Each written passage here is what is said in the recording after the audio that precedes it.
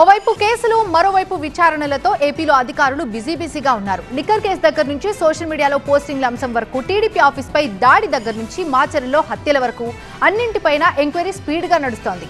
Liquor కేసులో ఇవాళ కీలక పరిణామాలు చోటు చేసుకున్నాయి. అయితే ఇదంతా కక్షపూరితమని వైసీపీ ఆరోపిస్తే చట్ట ప్రకారమే అంటోంది సర్కార్.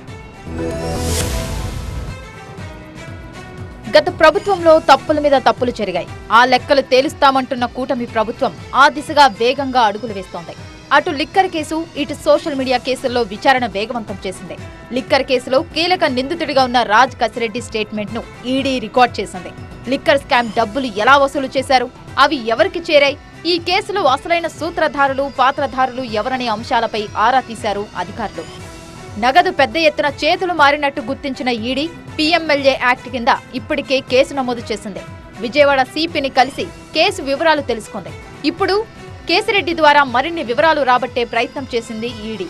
ఇక ఇదే కేసులో అరెస్టై జైలులో ఉన్న ధనుంజయ రెడ్డి, కృష్ణమోహన్ రెడ్డితో సజ్జల రామకృష్ణారెడ్డి, లేళ్లాపిరెడ్డి ములాఖత్ అయ్యారు. మరోవైపు సోషల్ మీడియాలో పోస్టుల కేసులో సజ్జల భార్గవ్ రెడ్డిని 3 గంటల పాటు మంగళగిరి రూరల్ పోలీసులు విచారించారు. సోషల్ మీడియా నిర్వహణ, పోస్టింగులపై 22 ప్రశ్నలు సంధించారు.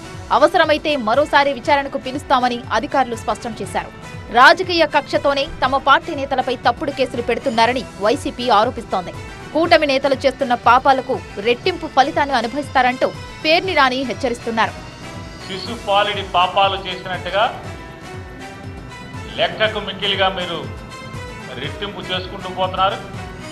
ఖచ్చితంగా భగవంతుడు వడ్డీతో కాదు, చక్రవడ్డీతో సహా ఈ పాపాలకి ఖచ్చితమైన ప్రాయశ్చిత్తం మాత్రం మీరు పొందబోతారని కూడా మీరు తప్పుడు పాఠాలు నేర్పుతున్నారు. ఇవాళ పర్యవసానం దారుణాతిదారంగా మీరు అనుభవించబోతారని కూడా మీకు హెచ్చరికతో తెలియజేస్తున్నాను. మాచర్ల జంట హత్యల కేసుతో పాటు అనేక అంశాల్లో తప్పుడు కేసులు పెడుతున్నారని వైసీపీ ఆరోపిస్తోంది.